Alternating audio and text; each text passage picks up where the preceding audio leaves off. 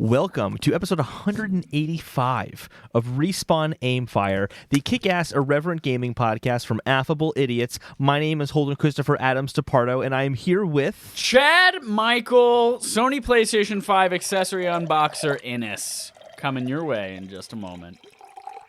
And we've got the dreamiest fan base of all time joining us all over the world right now. Every Tuesday morning at 9 a.m. Eastern, put us in your ears with your favorite podcast service, or put us in your eyes by searching for Respawn Aimfire on YouTube. That's youtube.com. YouTube.com. That's right. We've gone into the third dimension with 2D video, and if you want to add the fourth dimension of time, you can do that by watching us recorded live on twitch.tv/affableidiots every Sunday night at 8:46 p.m. like it is right now as we record it, but usually 8 p.m. is the time we do this. Today's episode is brought to you by Affable Idiots, which we'll tell you about later on in the episode. We've got just a lot to talk about. We've got the Halo Infinite director leaving. We've got Todd Howard. Yeah, I know, again. We've got Todd Howard talking about the Microsoft Bethesda acquisition. We've got Jim Ryan discussing some VR stuff. We got the Nintendo Showcase, something Cyberpunk related that people have been talking about online, and even a PS4 retrospective. But before we get to all of that, we've got some boxes here. Chad DePardo, take it away for us. Look at this bag of goodies. Look at this bag of goodies. So if you don't know, I went to Best Buy today to pick up an order that I placed way back in early Septiembre. That's September for you who don't speak Spanish. And I got there, and they said, your order is ready for pickup. A lot of PlayStation accessories were available starting October 30th, whereas the console is November 12th. So I got some. I got myself a headset. I got myself a controller, and I got myself a PlayStation 5 camera. Some other things are still on the way. Holden, what do you think we should unbox first? Honestly, I really only care about the controller. Well, we've got the camera. Well, camera's first one in my hand. So here we're gonna save the best for last. Okay, so fuck my opinion. Oh, okay. So I don't know if you guys know this, but I'm gonna switch to the wide angle camera so you can see this a little bit better. So you're gonna get a brief view of the rest of my room. Hold on. Ultra wide camera, baby. Ultra wide. Whoa! All right. We have here the Sony PlayStation HD camera for PlayStation 5. Does not work with PlayStation 4. Does not work for PlayStation VR. Why? Because obviously PlayStation VR 2 is going to have inside-out cameras, and this doesn't need fucking any of that. Oh, everyone, if you're going to unbox these, make sure you have a Swiss Army knife. It must have your name on it as well. Has to be also from Switzerland. I got this in Switzerland. Did you know that, Holden? Got this from Lucerne. I didn't know you'd ever been outside the country before.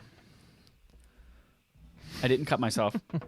Just the tape. It got looser in one spot, and I got scared. Oh, God. So this cam is, I guess, just for Twitch streaming? Is that why people get these now? If it's not going to be used for VR, what the fuck is it for? Why did I pay $70 for this? Oh, hold on. Everyone listen to the sound that it makes as it comes out of the box. Are you ready? I love it. It's like the suction-y sound. It made that noise. I didn't make any of that noise. Here we go. Okay, so we got this little cardboard box here. Oh, how does it open? Oh, the whole thing is a game. The whole thing's a puzzle, just like The Witness. Oh, this is tiny. This is tiny compared to the PS4 camera. Look at this. This is like 3 times the size of my dick. Just kidding. I have an enormous cock. Let's get this out of here. So it's got a little film across the front. You can also put it on the TV, angle it up, angle it down. Smells like Teen Spirit. A little bit of mixture of Teen Spirit. Oh, and American Spirit cigarettes. It has a USB plug on the back of it. Look at that. Oh, everyone look up close. You can see all the detail. It's a really nice, just flat matte. No detail. Just a really nice flat matte finish on it. No PlayStation symbols. They really fucking got lazy on this. The whole thing is like, oh, look at the console. The console has the PlayStation symbols. Look at the controller. It has the PlayStation symbols. And then this, oh, this has the PlayStation symbols. They're on the inside. They're on the inside. I don't know if you can see that. Where you're not going to see them? But they, well, you man. saw them, but They are so... They were not kidding how tiny these things are. Like, if you didn't know to look for it, you would look at that and just be like... In fact, I'm not even sure that they are. Hold it really close to your face. But see, then I can't really focus because I have 2 eyes. I'm a biped. I walk on 2 legs. No, those are PlayStation symbols. So that's the camera. None of this provided by PlayStation.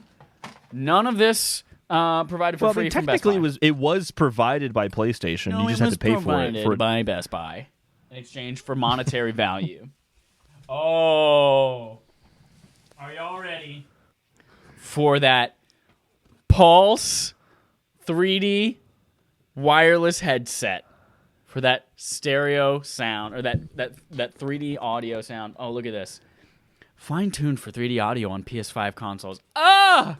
This box, you can't tell right now, but it feels exactly like the skin of a Triceratops. How do I know what that feels like? I jumped the fence at the Jurassic Park ride at Universal Studios. And it feels exactly like this. It has refined ear pads. And a 3.5mm jack. It is 2020. We don't use 3.5mm jacks for headphones anymore. Let's cut this open. Again, get your Swiss Army knife. De La Switzerland. Oh, this one has a sideways Scooby Bop instead of the tall ways, goddamn. Oh, I'm going to cut this so good. Here's my plan. I have another of all of these things coming from GameStop on the day of launch. I'm just going to return those all to Best Buy. but Chad wanted to make sure that one unlucky person didn't get that stuff before the PlayStation launched. That's right. Oh, open me timbers. Did you know the phrase open sesame is actually racist? I did not know that. I have not confirmed personally, but I heard that it's actually from a movie.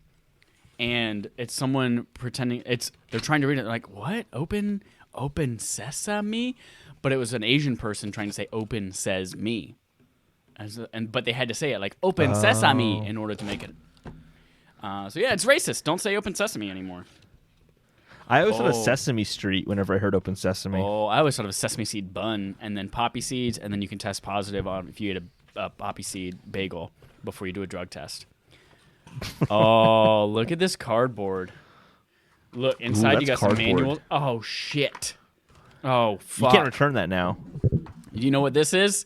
This is a McDonald's fry case before they paint it. Oh, boys and girls, we got goodies.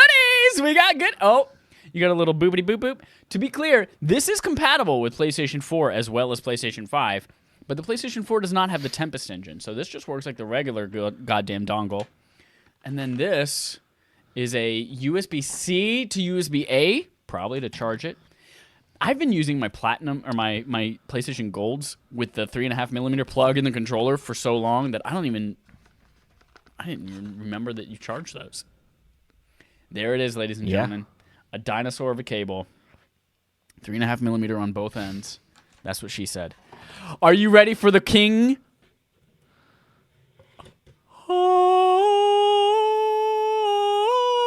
That's the Halo song. That's Xbox. Yeah, you can't do Halo. Oh for this. Man, look at this. Do you see the texture on the cups though? That's the PlayStation symbols.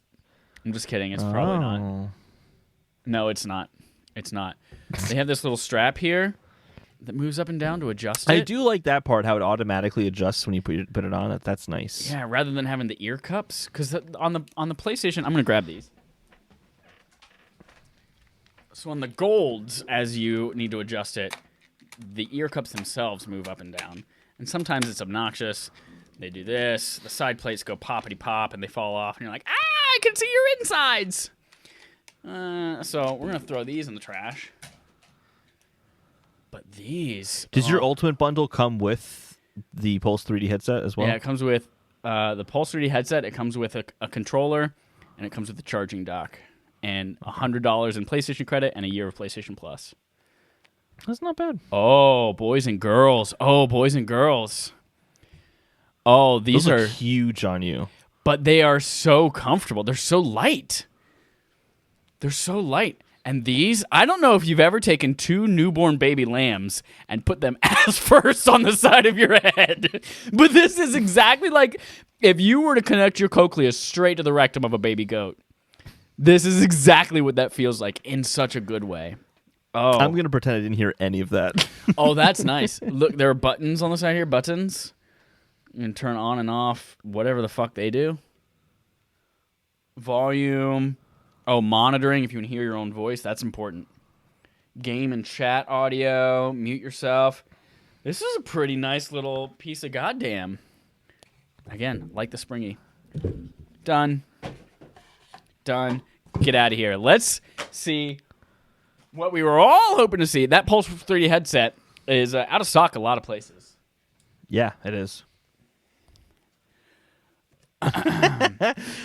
Dallas says, why are you opening up my headset? I want 30% her cost now.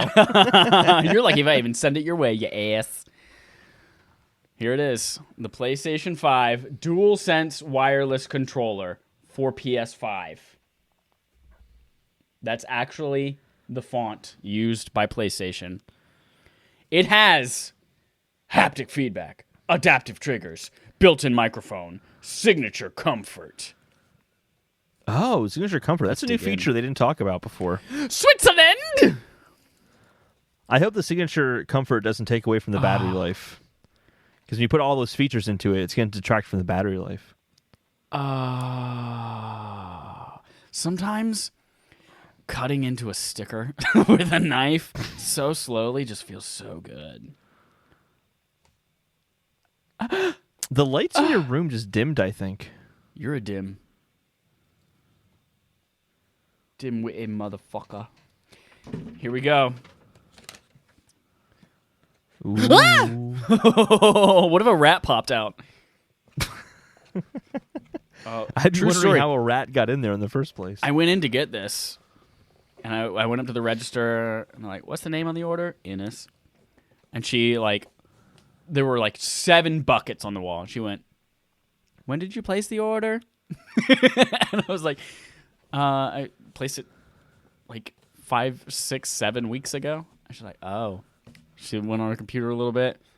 She's like, let me check somewhere else. And then she came back with another guy, and he had a phone. She's like, what's your phone number, sir? Blah, blah, blah. Where did your order? And they didn't know where it was. They were just and they were like, did you just place it? Maybe we haven't pulled it off the shelf. I was like, no, I pre-ordered this back in September, sir. And they were like, oh, come with us. And we just wandered around the store for a little bit until somebody found it in the back. Oh, here we go. Here we go again. Oh, shit. Okay, there's paper in here. Nobody reads the paper. That's why it's in 7 languages, to make sure that you can't read it in 7 different languages. This is look at the texture on this. That's the PlayStation symbols. It's not. Get out of here, Siri. Oh, ladies and gentlemen, boys and girls, on the playground is where I spent most of my days. Oh, this feels good. This feels good, everyone. Oh, gosh. Look at how bouncy the triggers are. Bounce, bounce, bounce. Oh, Holden. The grip, the texture with all the PlayStation symbols, you can probably see that up close if I let you focus. Oh, you can kind of see that. I can't see it, but hopefully the streamers can. Yeah, stream can. Oh, my gosh. You can't even... I mean, it's so subtle, but it's also, so there. It's so Raven. Oh, man. There's a mute button for your microphone. Can you hold it up next to a DualShock 4? Next to a DualShock? Yeah. This is it next to a regular DualShock 4. Pretty equivalent in size. Looks like the DualSense is a little bit bigger. Yeah, this DualSense guy's a little bit fatter. He's a chonky boy. This guy's a little bit But that slimmer. can actually make it more comfortable, though. Yeah. They're pretty equal in weight. Actually, the DualSense might feel a little lighter. Maybe I just have a really strong right arm from masturbating. This is it next to a 5 million edition with a back button on it. definitely different in weight there because you have the back button. I'm going to miss that back button, man. I'm going to miss the back button a lot. I use it all the time This now. is why I didn't get a back button. Oh, look at that create button. Look at the create button. What happens if I push it? Wouldn't it be nice if we were older? Oh my God, it sings. You hit the create button and it sings. That's it. That's it, everyone. I am. You know what's important though? You have Rumble. You have haptics. The most important thing in the world: does haptics feel good on your balls? Because we all know when this rumbles, you're supposed to put it in your crotch. And you just let it go on your crotch. What does it feel like when this happens? Is it going to feel different when Sackboy's running on cotton on my balls versus when Spider-Man's charging up a punch on my balls? Is it going to hurt? That's it. That's our unboxing of our PlayStation 5 accessories. Stay tuned for more us for the next hour and a half-ish. Well, that is a look at the past, but let's look at the future. Because technically we can't really use any of that stuff yet. Well, except the headset. You can use the headset. I'm gonna use a headset tonight, bitch. Let's take a look at the past for a little bit in our PS4 retrospective. The PS5 is imminent, everyone. But before it arrives, we're going to look at the introduction to the PS4 and then all those lovely games and new pieces of hardware that came out within the generation. It all started, Chad, in February 2013. Ooh, at I the remember. PS4 reveal event. As Andrew House first showed off the PS4 logo, he made a strong commitment that PlayStation isn't about being a box. It's about being a, quote, lead authority on play.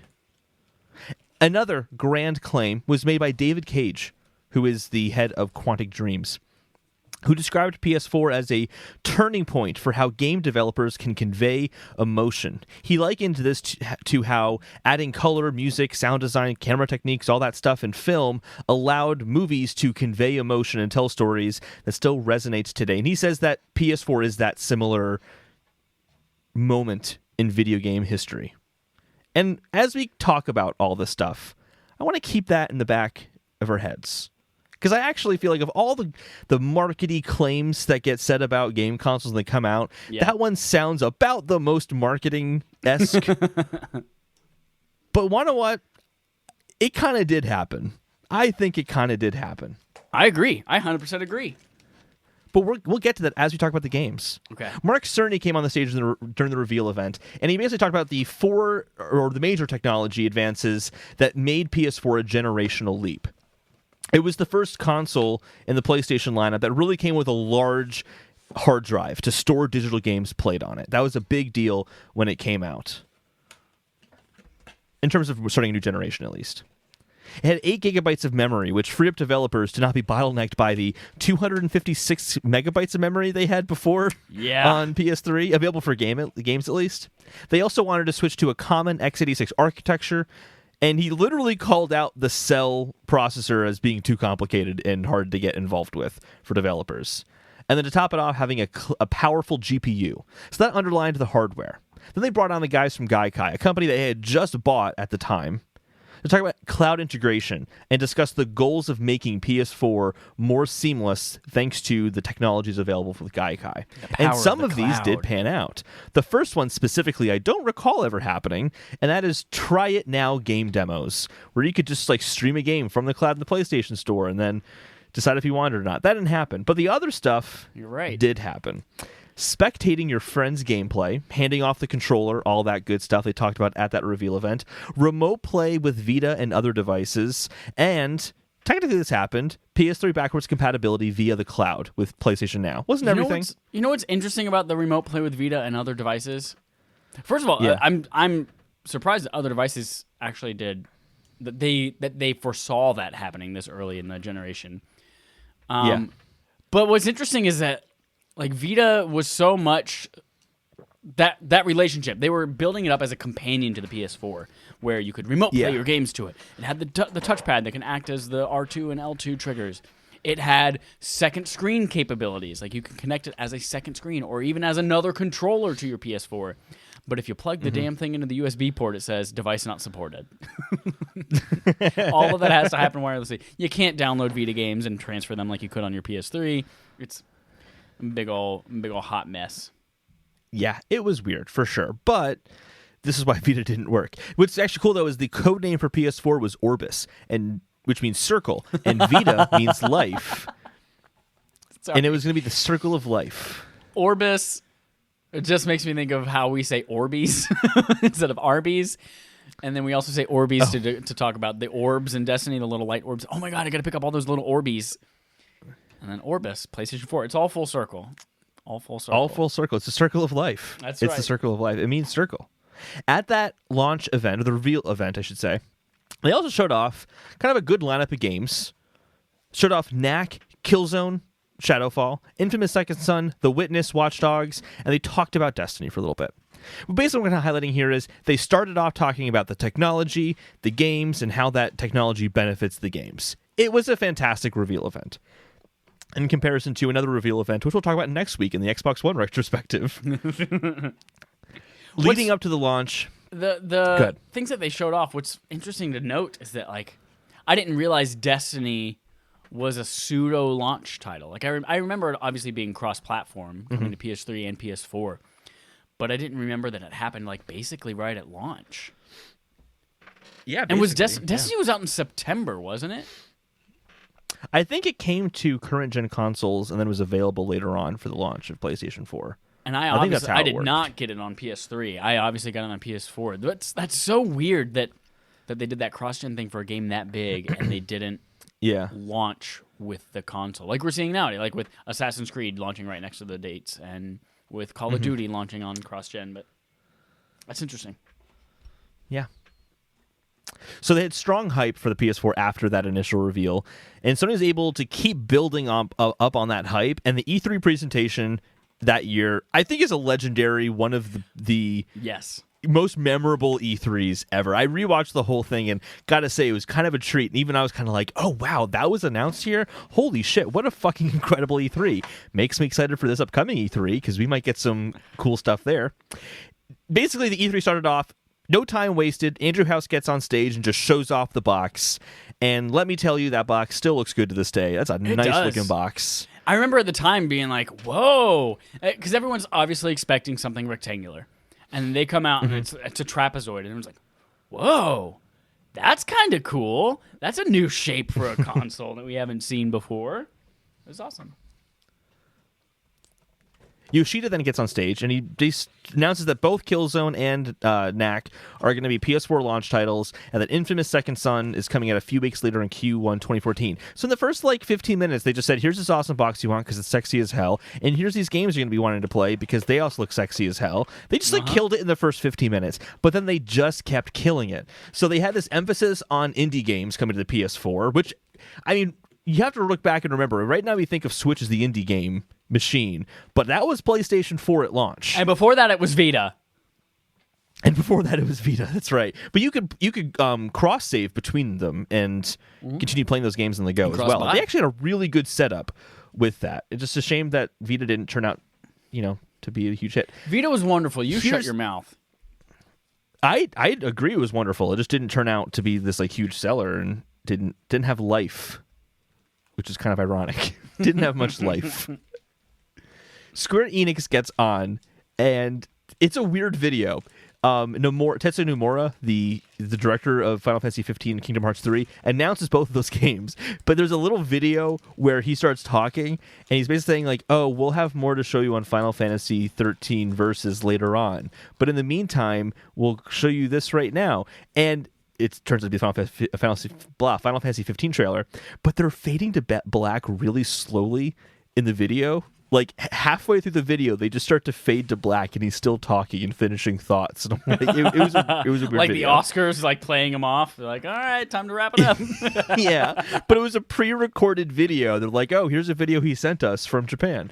So that was kind of weird. But they announced Final Fantasy 15 and Kingdom Hearts 3 at that event. That alone is that's a massive E3 event, just with those two games being present. Then they announced Mad Max. I forgot that was even announced that early on. When did that game come out? 2016? Had to be the same year as Fury Road, right? When did the Mad Max video game come out? Great. Mad Max, the movie, came out in 1980. So, thanks. After the Mad Max reveal, Jack Tretton took the stage when this is the legendary moment of the whole E3 event. He basically just gets on stage, shows up a slide that just says PS4 supports used games, and the audience absolutely freaks out and is screaming and yelling for extended periods of time. And then finally Jack Tretton just like really calmly just says, "That's a good thing." It was there's something really funny about that to me. That he then explains in detail. Like the fact that came right after the Xbox one, where they're like, and we figured out how to share your games digitally, and you can have a license, and you can send that to a license for one person per game, and they have a X amount of time, and is always, and then Sony's just like, here you go. That's it. Yeah, he goes into like excruciating detail, explain as if they're like major features of PlayStation 4, when really it's just, hey, we didn't fuck up. It's just the entire message of this part. He says a feature of the discs is you can go into a retail store and trade it in, or you can sell it to a friend, or just lend it to them, and you don't need to be connected online to play. There's no online check-ins that can lock you out of your game. Basically, just hey, your console's going to work as you'd expect it, as a video game console. Surprise. So that just absolutely epic mic drop moment happens, and then Andrew House comes back on the stage, picks up the microphone, says it's $3.99 coming out November 2013, and then just drops the microphone again and leaves. Probably one of the greatest E3s ever. And it worked because on launch day they sold 1 million units. And then in the launch period, like kind of window time frame, they sold 7.3, I think is the number they just came out and said recently. I know that they're looking to sell 7.4 for PS5. It was probably less than that. I don't remember. They sold a bunch. They sold millions of units in the launch window. It was a good launch for them for sure. And then we're going to jump in year by year, and we're just going to talk about the games that were highlighted or highlights for us year by year in the PlayStation 4 lifetime. I mean, can we just skip the launch period though? Because I don't think Knack spoke to either of us, and same with Killzone that's what Shadowfall. That's what I wanted to actually call out. Like what an effect. The fact that this console sold so much with such a weak lineup, which gives me hope for Xbox Series X. Like coming out, they had Killzone Shadowfall, they had Knack, they had Resogun, which is a fun game, like a bunch of indie games. We mentioned they had Destiny, but like so many games that were just like, this is next gen.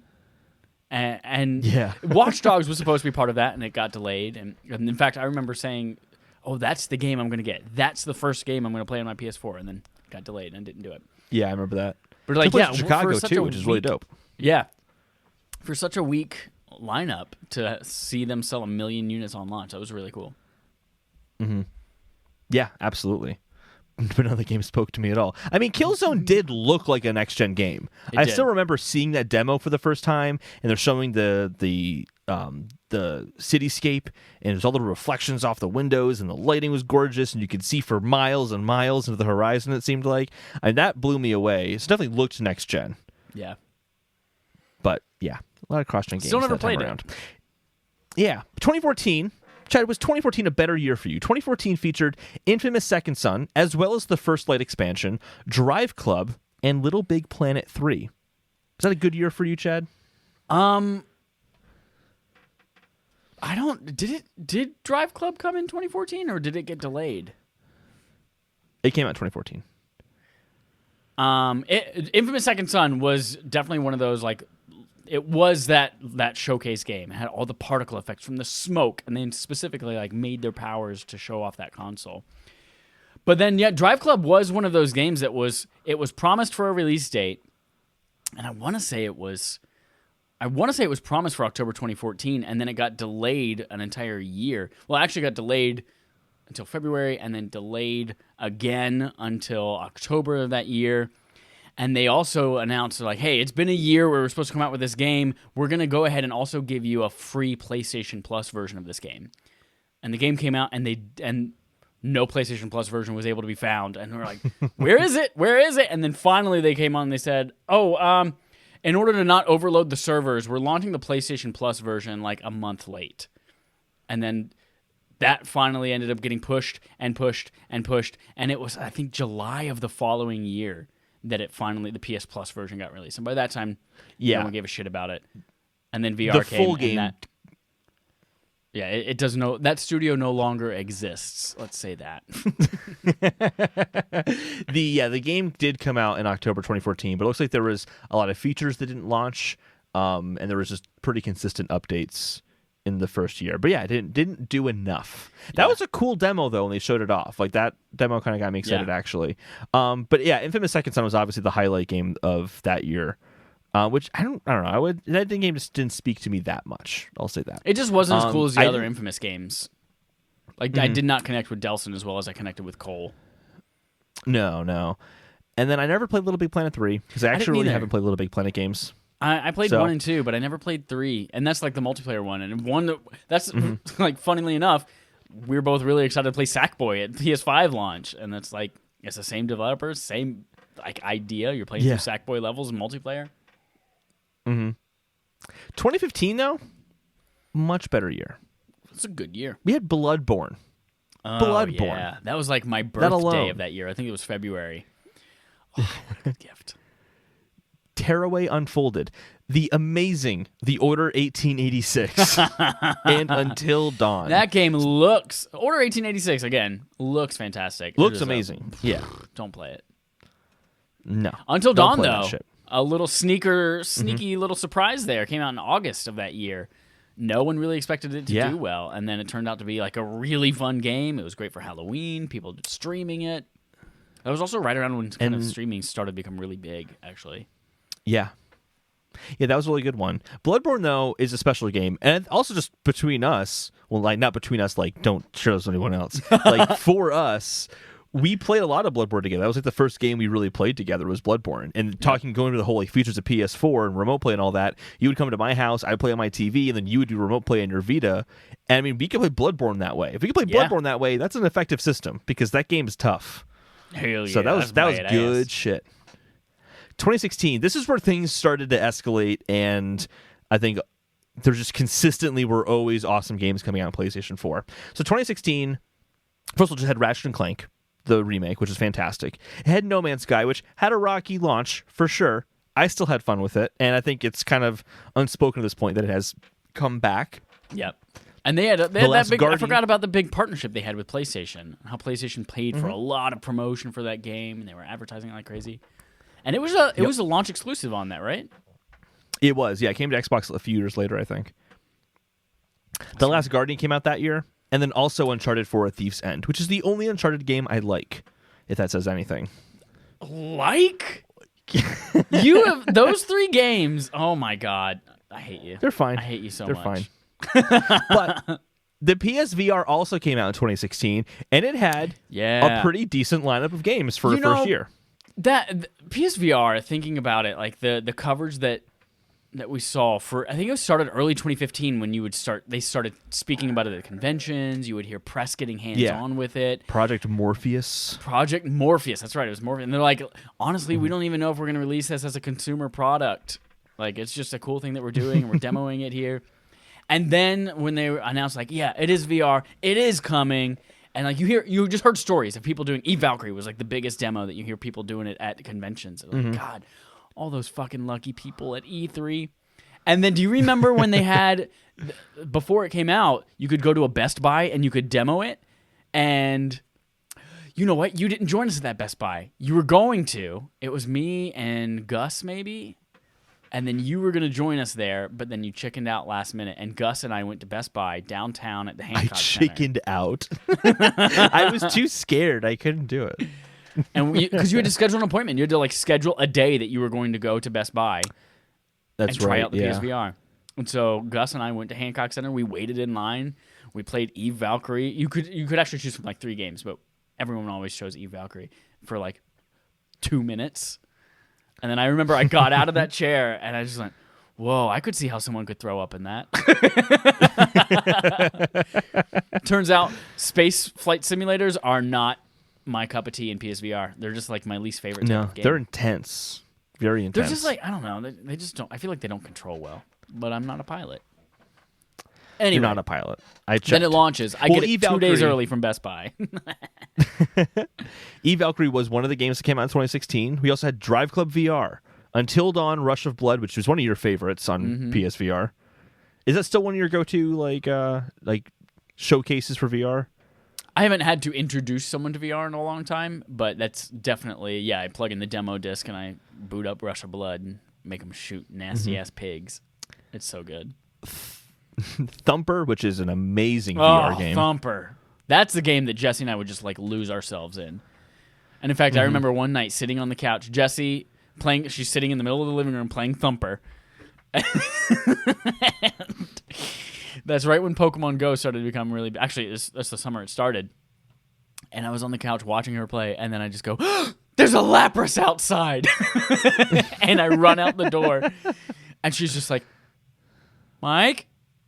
Are you fucking with me? What's going on? Where are you? Because our big rule, we established rules very early. You're not allowed to fuck with people in VR. It has to be a safe space. Anyway, sorry. Thumper, very, very good.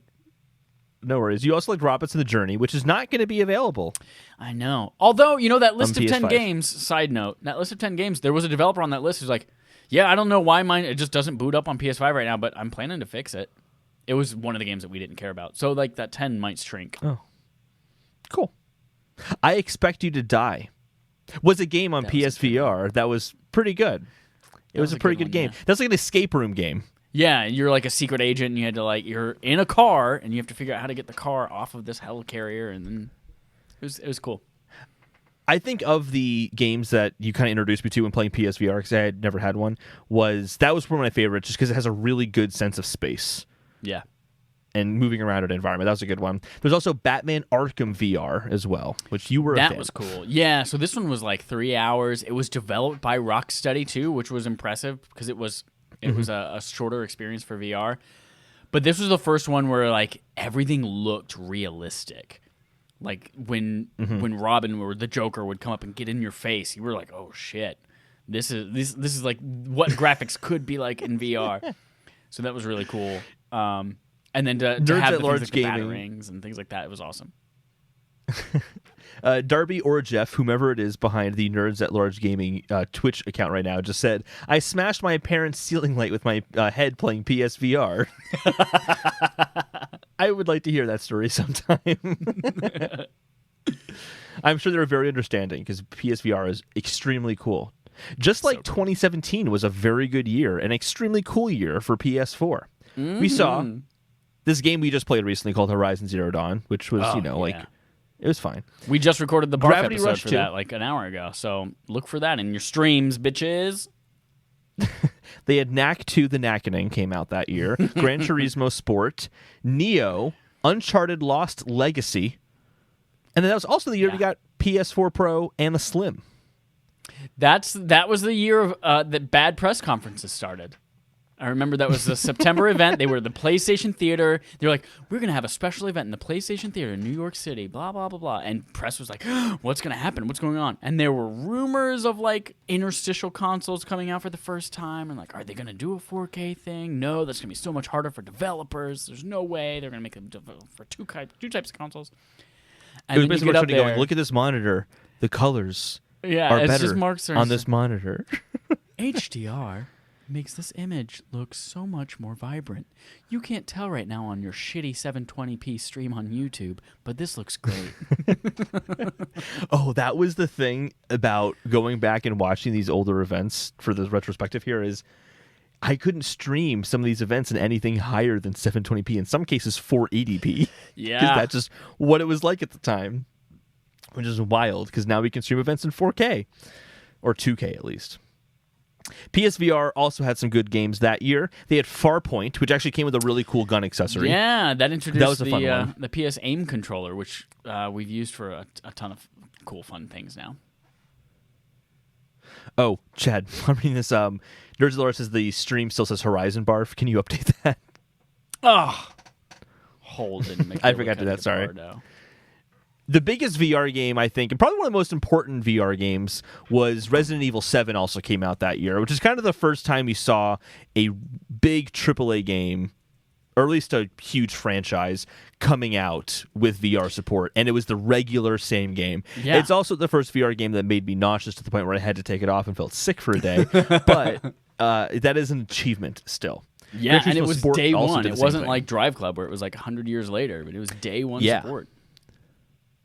Tekken 7, Star Trek Bridge Crew also came out. Skyrim, Doom VFR, and Accounting Plus, but probably one of the best VR games, period, in my opinion.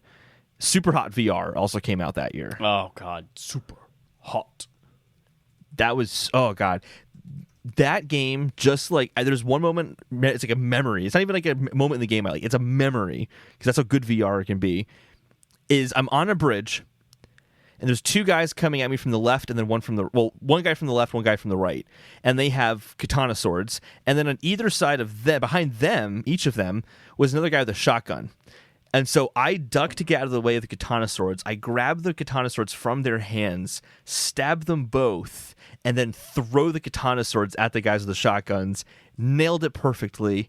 It was beautiful. It was awesome. What a fucking sick VR badass. Game. Yeah, exactly. Speaking of feeling badass, 2018 had God of War. Holy shit. Does that game make you feel badass? Oh, my God. Favorite game of all time? God of War 2018. I finally watched Raising Kratos the other night. You did? Actually, last night. Oh, my God. I'm proud of you. Finally watched it. Very good. It's just kind of cool to see that behind the scenes, what the team goes through. It was also really, and I didn't expect to like this part, was seeing Christopher Judge and the kid interacting with one another on the mocap sets and what that was like. And you just, like, when you hear Kratos' voice and the intensity of just Christopher Judge, you're like, holy shit, that guy was so perfect for it. He was so perfect for that role. God, that was a good documentary, actually. Yeah, I'm glad it took you 700 years to watch it. It does not sugarcoat it like I thought it would. I really thought it was going to be this like PlayStation like documentary. Like, look how amazing and happy everyone was during the development of this game. Like, there are moments where it's like, I don't want to talk about my personal life. Just no, like, because it's like you could tell there was like a dark side of like the making of this game that they didn't exactly like show you the deep look at, but didn't shy away from it being a reality either. Now it really impressed me. It was a pretty honest documentary for basically a marketing documentary of like trying to build up hype for God of War still. So that was cool. We also saw Spider-Man, which is a game that made a lot of people feel like a badass. God, Shadow of the Colossus.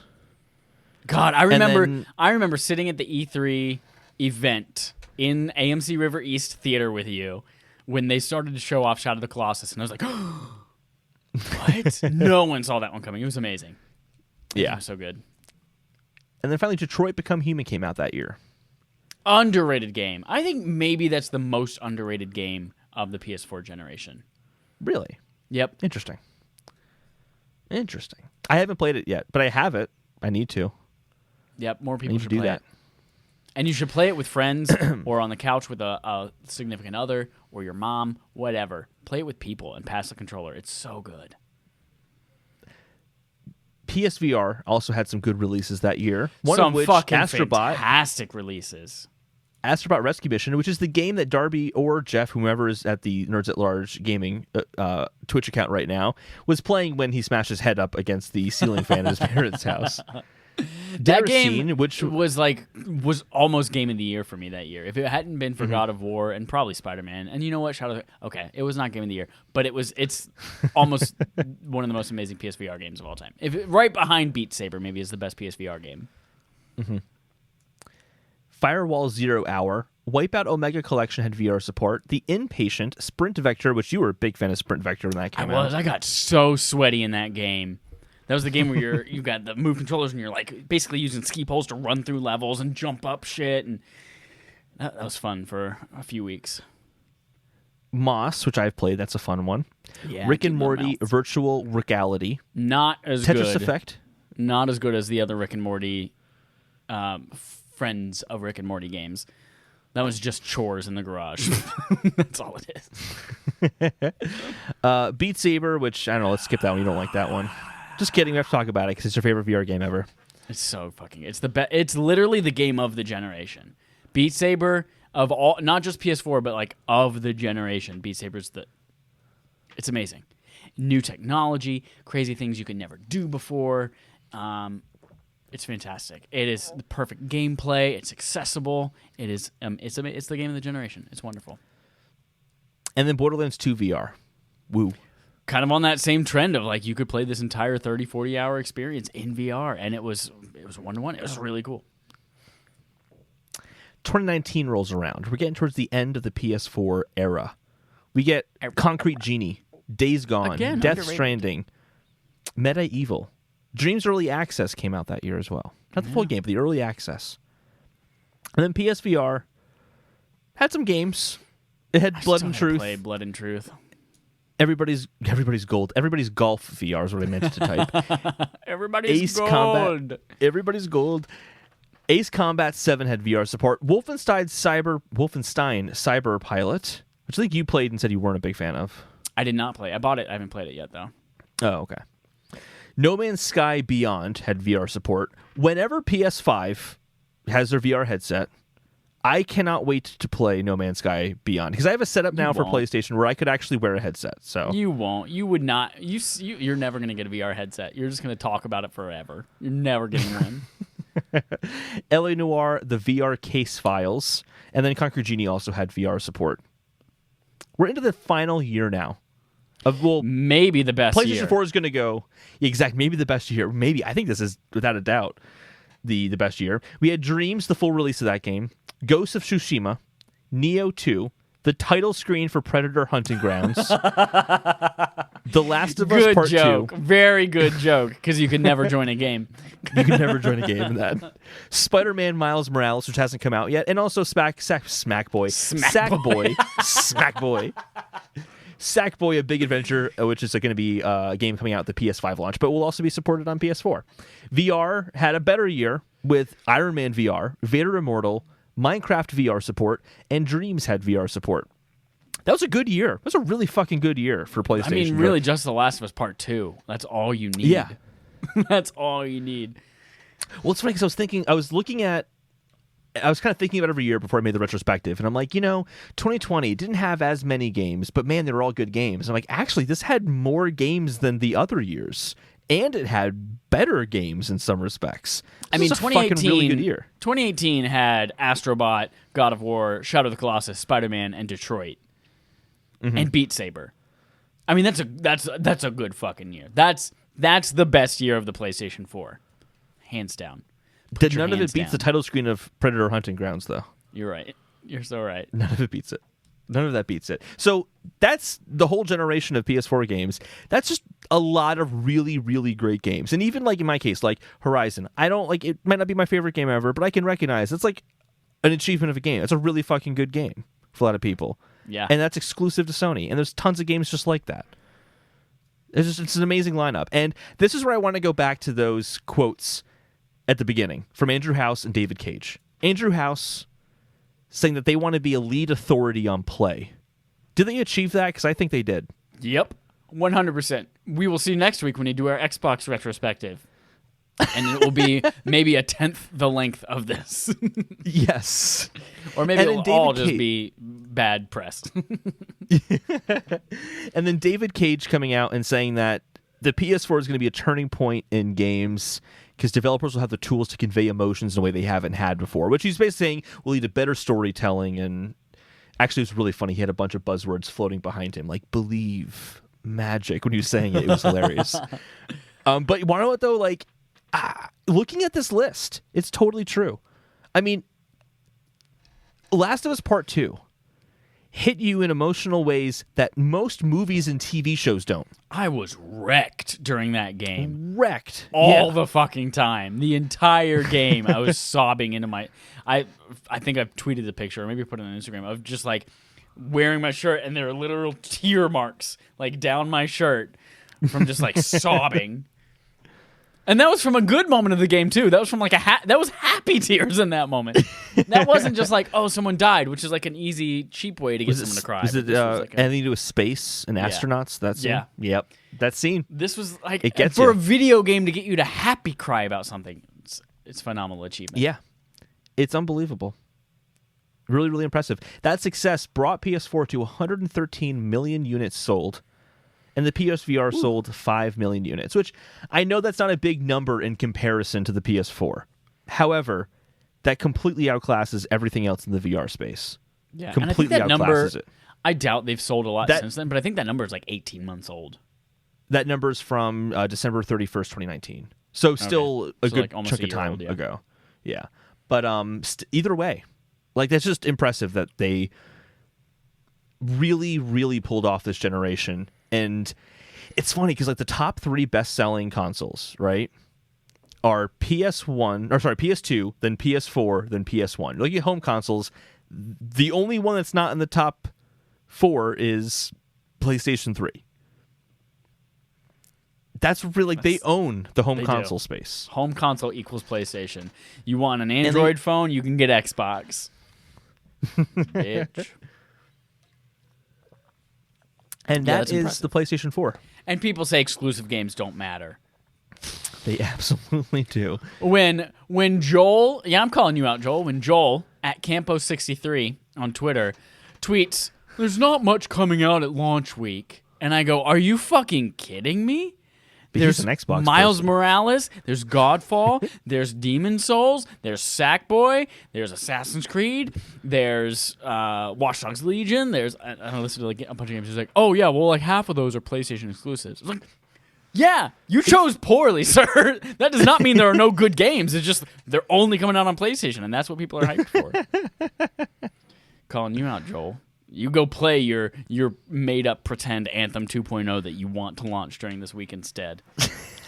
I didn't even put that in the show notes because I'm like, do we want to talk about that? No, we don't really need to talk about that. But speaking of games, Chad, you played some games this week. Yeah, I'm not going to make this very long at all. Horizon Zero Dawn, again, that was our barf game for this month, so you can go back and listen to, again, we just recorded that, so you can listen to that.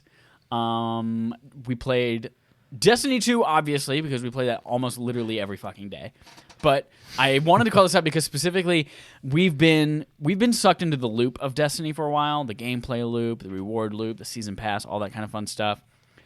But this week, Dallas introduced me into a video that is 4 hours long that talks about all the lore of Destiny 2, like going all the way back hundreds and hundreds of years. Thousands of years. I don't know. Hundreds of thousands of years, maybe. Who knows? To like the creation of the Hive and the Hive gods and them making bargains with the Worm gods and them coming to Earth and then how the Guardians were made and the Traveler's story and why the Fallen are here and what they do and oh my God, Holden, I am just so invested now in this lore in a completely different way than I ever was before. And so now we're on like the last mission, I think, of Shadowkeep, the most recent campaign. And I am just now like looking into things like Eris Morn, which is this girl this warlock guardian, she's like always brooding over this green orb, and she's got 3 eyes, and we always joke, she looks like Sam Fisher. That's funny. It's Splinter Cell. But then I watched the video last night, and part of it said, oh yeah, and by the way, she was in this battle with Crota down on the bottom of this fucking moon base or whatever. And her fire team got destroyed, and she lost her sight. They fucking destroyed her eyeballs. And so she reaches over to a Hive acolyte, rips his eyes out, puts them in her own, and that's why she has those eyes now, because she's fucking using a monster's eyes as her own. She's so badass. That's so nuts. Holy shit. I am, again, ass deep, as the kids on Average Nobodies say, in this Destiny 2 lore right now, and I'm loving it. And then, if you were watching on Halloween, great. If you weren't, fuck you. You can go watch it now on demand on Twitch. There's we played JackBox Party Pack. We played a couple of different games. We played a couple hours of Among Us with the Nerds at Large crew. So head over to their Twitch channel. I think it's twitch.tv/nerdsatlargegaming. Nerds at Large. Yep. Just Google it. Just go type in Nerds at Large. It'll pop up. It's Nerds at Large Gaming. You got it in the first try. I know. Got it in the first try. You're so good. I just wanted to be humble and be like, oh, maybe I'm not perfect. JK, I'm perfect. So yeah, we had a ton of fun with them. I really love doing that. Again, Among Us with 10 people and voice chat is just so much fucking fun. So much fun. Go check that out. Holden, what'd you play? I played Horizon Zero Dawn as well, but again, go to the Barf episode, listen to that there. I played Super Hot Mind Control Delete. Which is... What made you play that? This is not the PSVR version. This is the like on the screen different version, right? Yeah, I guess it's a second game. And I don't know, I just was kind of getting this itch to play Super Hot, and I'm like, wait a second. I can play the new one with new levels I've never played before. And let me tell you, this is good. I really am enjoying it. It's a little bit different. It's Super Hot. If you know how to play Super Hot, it's Super Hot. Here's the little difference. First of all, you have hacks where every few missions or so, it gives you like a hack and says, okay, do you want to have an extra life, or do you want to start with a random gun every single round? Or, do you want to refill your health, or do you want the explosion hack? And if you choose the explosion hack, anything you throw it blows up and shoots little bullets out at everything. It's in all directions to shoot enemies, basically. So there's like little things you can do to kind of help you out. There are like new core abilities that you can discover where like you can get it so that a bullet can go through 2 enemies now, and it's actually kind of cool because it feels like there's a progression in the game that didn't exist in the last one. So if you've played Super Hot before and you're like, oh, but it's just more of the same, it is more of the same, but it changes things enough to make it really enjoyable. Oh, cool. Is there a VR version of that? I don't think so. Because the Super Hot VR was a whole different set of levels made. Right. It wasn't the same thing as the first game. So I can't... There's so much moving around in these levels, I can't imagine that it would be in VR. You unsold me. But it's on Game Pass, and I have to play something on my Series X when it gets here on Tuesday. So it's free for anyone who bought Super Hot. So if you have Super Hot on your PS4, you also I don't have a regular Super Hot. I have VR Super Hot. Okay. Well, you're missing out. You're also missing out on Sekiro Shadows Die Twice, which had a really cool update. I'm done with that one. It has a boss gauntlet mode, which basically just lets you go back and replay the bosses. Here's the thing. I beat that game 6 times. I beat that game 6 times just to play the bosses again. 6 times, Holden? Jesus. Yes, it goes by a lot faster, though, once you beat it. What have you been doing? Where's the grind episode 2? You've been playing Sekiro 6 times. Oh, no. This was like back in January when I first beat Sekiro. I beat it again 6 times in a month because you can just blow through it really fast. So the boss gauntlet mode's awesome. It is really challenging to have to fight multiple bosses in a row. You can rest and refill your health beforehand, but if you lose, you have to start back at the first boss again. So it's pretty intense. They also, though, have a new boss called an inner version of the boss, which is essentially a boss that learned from its past mistakes after it dies and has new movesets that are really fucking hard. So it's a great challenge. It's a lot of fun. It reminds me a lot of the gauntlets in Hollow Knight, where you basically just fight a series of bosses in a row. But Hollow Knight's so good. Hollow Knight's fantastic, but this is actually an easier version of the gauntlets than Hollow Knight has. Hollow Knights are way harder. So, good stuff. Oh, there's also new costumes, but I really don't care about that. It's a lot of fun. It's a good game. And now I kind of feel like I don't need to play it over and over again to go to the bosses again. I can just go fight the bosses when I want to. So, this has now become a permanent game that's going to be on my PS5 when I get that, because it only takes up 16 gigs of space, which is like nothing. And I can just fight Sekiro bosses whenever I want to. So boom, hell yeah. Butterfly non-stop. Yep. Oh, Madame Butterfly's a great boss. That is our playtime. Let's go to an ad read, and then we'll jump into our quest log. I'd like to tell you a bit about Affable Idiots. Affable Idiots is a new brand under which our products and podcasts will live, like Respawning Fire, our new off-color Mr. Rogers type show called AAWY, which stands for And Also With You, and much more to come. The video versions of our podcasts are only the first of many amazing things we're bringing you this fall, winter, whatever it's going to be. And we need your support. First, the easiest and freest thing you can do for us right now is go subscribe to 3 YouTube channels. This channel, Respawning Fire, our parent channel, Affable Idiots, and our sister podcast, AAWY. Links to these are in the description below, and we need 100 subscribers for each in order to have a custom YouTube URL and our name in it, like youtube.com/respawnaimfire, which we don't have yet because we need you to subscribe to do that. You can also do us more good than you know by leaving us a sweet and sexy review. And I say this every week. It needs to be sweet and sexy. Over on every podcast service you listen to, and even those you don't. Stars are great, and we want all of them, but words of affirmation are the affable idiot's love language, so feel free to drop us a message in there as well. Finally, Respawn Aim Fire has a Patreon over at patreon.com/respawnaimfire. Patreon.com. If you want... Did I say that with a British accent? That was not intentional. No, That's great. Patreon, whatever. If you want to support us, everyone knew what I meant. Everyone knew what I meant. $1 gets you playtime with us each week, influence over what we play for Barf each month, and super cool, sexy wallpapers for your electronic supercomputers. Now, those wallpapers are allowed to be sexy but not sweet. They could be sweet, but they don't have to be sweet. They're just sexy wallpapers. Unlike the comments you're going to leave for us in the podcast service, those still have to be sexy and sweet. Okay? Speaking just to be clear. This is the new one it's going to be nice. out later today. Xbox Series X, but with our RAF blue in it. So yeah, go do that. That's the October one, not bonus. We had the Halloween ones for October as well, but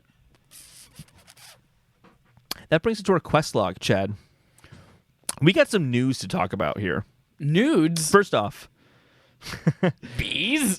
First off, this is a really important one. Report: Halo Infinite's director, quote, stepped back after disappointing showcase as Owen S. Good at Polygon. So Chris Lee is the person in question. He's still with Microsoft. He's just not working on Halo Infinite anymore. This occurred in August, but only being talked about now. He departed weeks after the announcing of the 2021 delay, which was weeks after the questionable demo. Yep. Lee is looking at, quote, future opportunities. And during his time on Infinite, he handled the overall creative vision and production, which was kind of the issues that most of us had with that demo. The notable thing is that this is the third lead to leave the project within a year, which is a great sign. It's a fantastic sign. Third lead, second director, I believe. Yeah. That's, it does not spell good things for Halo Infinite. It doesn't. It doesn't. What do they do from here? If they had a long lineup of games like we just read for PlayStation 4, they'd be fine. But because Halo is an important franchise in the history of Xbox and like the only thing that's coming up for the console, this just looks really bad, especially when they're trying to kind of rebrand themselves as a, they're not trying to rebrand themselves, but they're trying to get an emphasis on wanting to seek PlayStation for their first-party games. That's why they've been buying all these studios. It's something that they can't start this generation on a sour note with, and it looks like they're about to.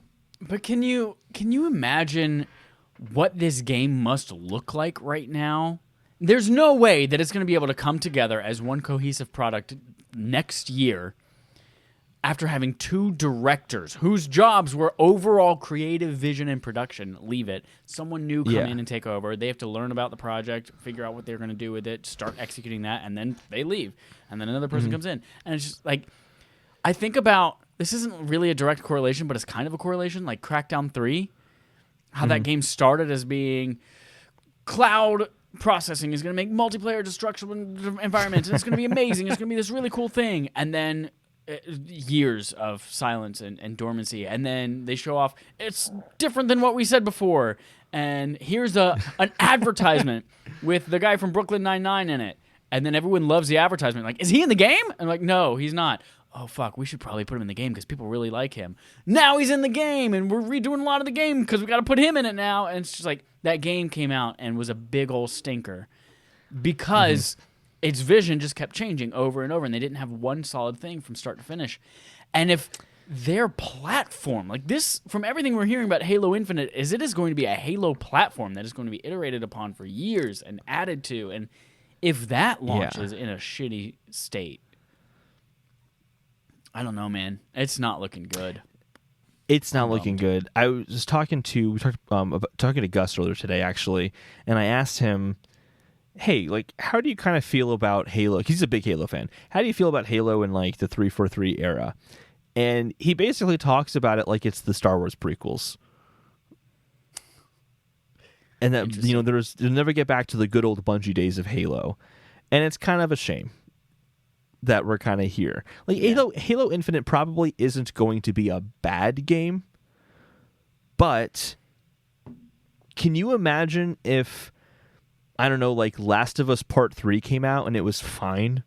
You know what I mean? Like, it was a good game. Like, these first-party games need to be pinnacle experiences because they need to be that draw, especially something with the pedigree of Halo, where it has been a focus point of the game industry. When Halo 2 and Halo 3 came out, those games were the focus of the game industry for a while. The hype around it was huge. And this was even on Halo 2 on the original Xbox, which didn't even sell that well, and it was still considered a huge landmark experience. It's like console sales isn't an excuse. The game in and of itself should stand on its own, and Halo has done that in the past. But Halo Infinite might not. And I really hope this isn't the case, but it's just not looking like a good sign. Yeah, I don't see how they're going to be able to come out of this with a product that people like.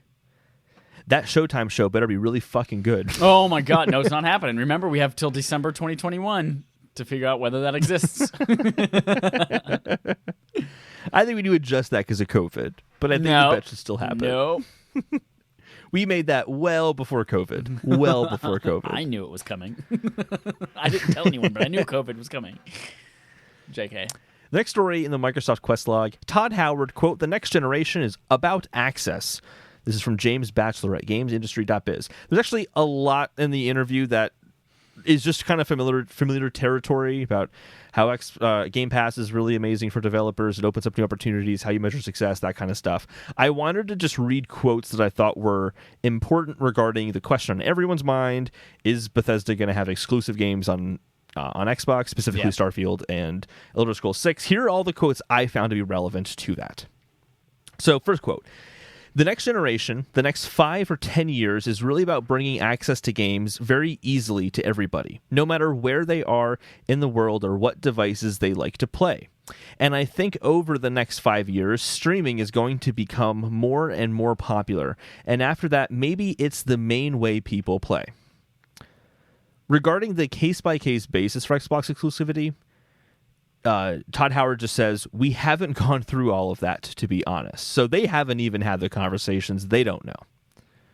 He says, "I can't really project where things will be, except to say we've done those sorts of exercises ourselves as an independent. If you look, exercises meaning considering exclusivity on a console on a case-by-case basis. If you look at every Elder Scrolls game, there have been some exclusivity on Xbox or with Microsoft. We've partnered with every game. Morrowind was basically a console exclusive. Oblivion was a long-timed exclusive. Skyrim's DLC was exclusive for a long period of time. We'll decide what makes the best sense for our audience when the time comes. And I can't really project today what that looks like." And then the interviewer basically suggests to him that seeing Elder Scrolls 6 exclusive is hard to imagine. And Todd Howard just responded, "I would agree. That is hard to imagine." So very much like the Phil Spencer comments we talked about the other week, this is very inconclusive, but it makes for great headline clips. Yep. Super ambiguous, but I kind of wish they would just stop talking about it and figure it out and then tell us. Yeah, because it's one thing if they have the answer and they're like, "We're going to tease you for a little bit until we..." Like, that's one thing, but this is like, we're going to keep talking about this out loud. We don't know, but I guess like maybe they're hoping the reaction from people will tell them what to do. Like, I don't know. It's weird. I think... Like, I'm still in the mindset that it will be exclusive because the streaming and all that will kind of make it available to PlayStation users, even if they don't have a PlayStation. But, like, it could go either way. Like, we really don't know yet.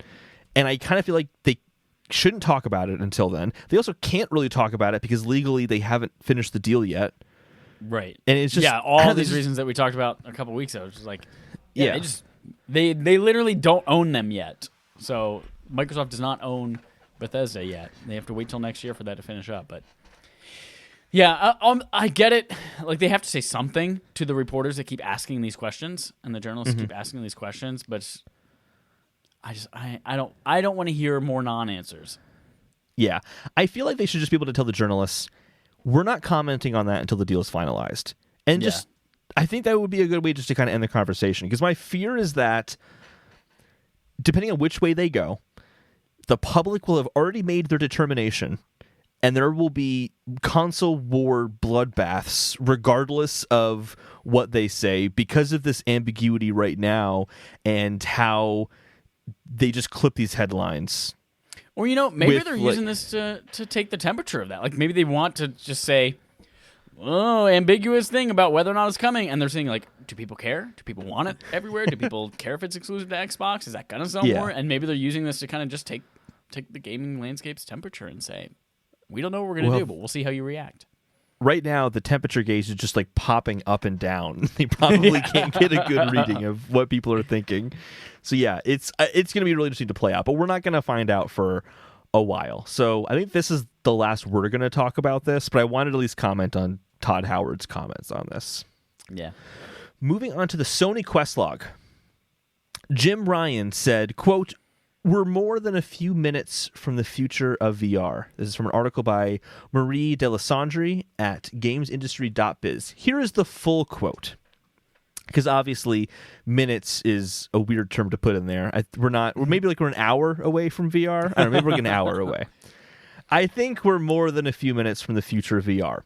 PlayStation believes in VR. Sony believes in VR. And we definitely believe at some point in the future, VR will represent a meaningful component of interactive entertainment.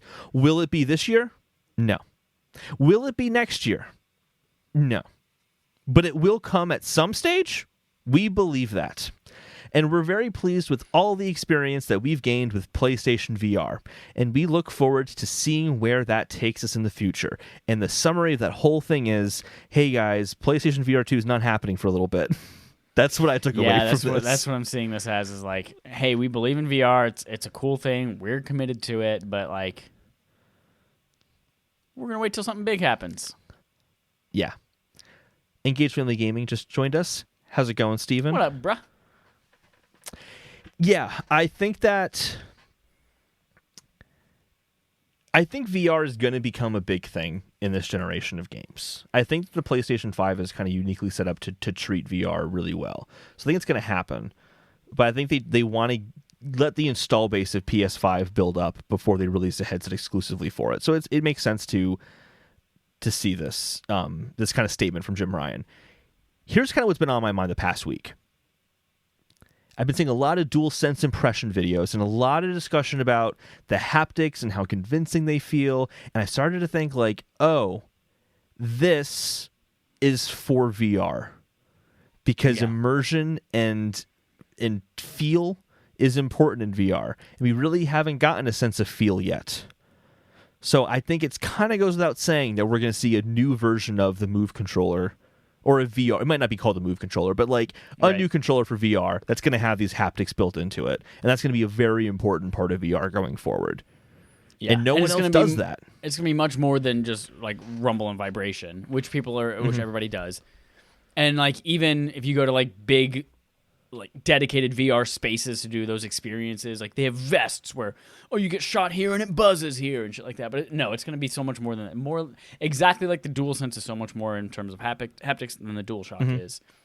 And yeah, I think you're right that this is all kind of playing around with figuring, just like the light bar was on the DualShock 4. That was all an experiment to then eventually track and use in Project Morpheus. And I think haptics are the next thing for PSVR 2.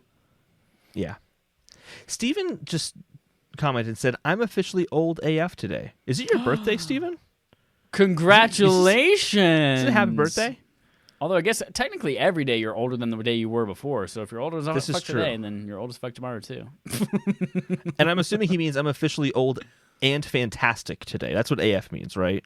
No, officially old and fantastic. I'm officially old. Are friends today? Well, if it is your birthday, happy birthday, Steven. Herzlichen Glückwunsch zum Geburtstag. It's the big 4-0. You're not old. That just means you're more wise. You're good. I mean, half of your age is 0, which is nothing. So you're basically 4. That is how math works. Chad, do you want to go to the Nintendo Let's Quest talk log? about You have Nintendo. more to say about VR. No, let's talk about Nintendo. All right, so they had a Nintendo Direct Mini. That's the event to talk, or the only news story for Nintendo that I think is worth talking about at least. And they've just completely given up on announcing these. They're just like, hey, it's out. yeah. Oh, we put this up on YouTube yesterday, but we forgot to link to it anywhere. So, like, they did say at least it's the last partner showcase of the year. So we know that at least. We got, first off the bat, we got a Bravely Default 2 release date and some more kind of footage from the game. It's coming February 26th next year, which means it's a little delayed, but because of COVID, I think it's kind of unsurprising. Yep. The biggest game of the entire event was announced next. That was Story of Seasons, Pioneer of Olive Town, which is coming March 2021. For 1/10 of a second, when I was looking through the press release for this and I read Story of Seasons, I read Oracle of Seasons. And I went, oh, what? And then I was like, oh, just kidding. This is not. Oh, you were so glad you didn't watch the event because you would have been really disappointed thinking that was Oracle of Seasons and finding out what the game really is, which looks like a really awful, like, it basically looks like Stardew Valley, but not nearly as good and charming, with the art style of Pokemon with also none of the charm. It just doesn't look that good. Great. Surviving the Aftermath was announced next. That's coming spring 2021. They showed off footage of Immortals Phoenix Rising, which is the new Ubisoft IP coming out on December 3rd. Have we seen footage of this before, or is this the first time? We saw footage for this, during the Ubisoft Forward event. That's right. That's right. Okay. And it was known by another name, and then they changed it for trademark reasons. Fuck, what was? Yeah, we've seen it a couple times. Gods and Monsters is what it was That's called what it originally. was. Yeah. Yeah. I'm underwhelmed by it. It looks fine. Really? I'm actually kind of interested in it. I don't know if I'll be getting it this year because there are 7,000 PlayStation 5 things to get, but yeah, it just doesn't stand out to me compared to everything else. Yeah. And then, like, a few days later, or a week later, like, Cyberpunk comes out. Forget about it. Forget about it. Oh, we'll talk about that in a second. Bakugan, Champions of It's pronounced Destroya. Bakugan? Bakugan, whatever. You know I'm not good at pronouncing Dragon Ball words. Z Budokai Tenkaichi 3? Which is coming out November 3rd. I'm not going to say it anymore. Griftland, Summer 2021. Tropico 6, November 6th. Let's talk about these next two. Hitman 3 You are Cloud so version happy. and Control Ultimate Edition Cloud version. Control now available. Hitman 3 will be available when it comes out. Okay, so we have talked about cloud versions of games on Switch before. Right, when they announced Resident Evil 7 in Japan for the cloud version. Yeah. Yep. Let me at least say one good thing about this iteration of it. First of all, I played the Ultimate Edition of Control because you can download it for free, play it for a little bit, and it runs really well. It does run very well. And here's the one thing that was annoying about Resident Evil 7 is you couldn't buy the game. You had to rent it. Yeah, which is that's right. Stupid. This, $40, you just get access. So that's a good part at least. So I'm not as sour on this iteration of it. Oh, but what does that mean for this game is losing multiplayer support, so we're shutting down those servers. What happens when no one plays Control on their Switch anymore, and then they're just like, oh, we don't want to host this on our servers? That's part of my problem with this is like in 10 years, I could pull my Switch out of a closet, put Breath of the Wild in, and it works. Will that happen with Control? Also, like for me, the joy of Switch is I could play that thing anywhere. I can't play Control anywhere, which basically means it's not a Switch game to me. Like if they did this on consoles and was like, hey, release this version of Control, you can just play it from the cloud if you want to. I'm like, that's fine because my console's tethered to my TV and I'm not leaving anywhere anyway with it. But with Switch, it just feels so bizarre to have this game that you can only play in certain areas. It's just antithetical to what Nintendo Switch is. It'd be like saying perfect for COVID era when no one's leaving their house anyway.